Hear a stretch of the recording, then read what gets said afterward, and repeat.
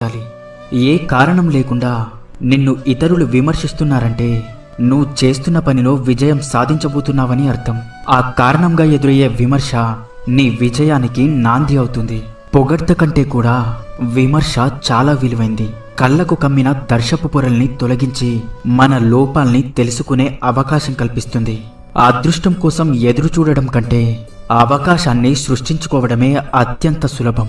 విలువ కోసం విలువలేని చోట ప్రయత్నించడం ఉన్న విలువను పోగొట్టుకోవడమే అవుతుంది.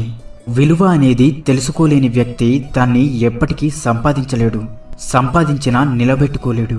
అది స్నేహమైనా, ప్రేమైనా, లేక డబ్బైనా, ఏదైనా సరే కష్టపడి సాధించుకున్న వ్యక్తి దానిని వృధా చేయలేడు. ఎదుటివారి ఆలోచనల్ని గౌరవించకపోయినా పర్వాలేదు, అపహాస్యం మాత్రం చేయకండి. ప్రతి ఒక్కరిలో ఏదో ఒక గొప్పతనం ఉంటుంది. మనకు దాన్ని చూసే గుణం ఉండాలి.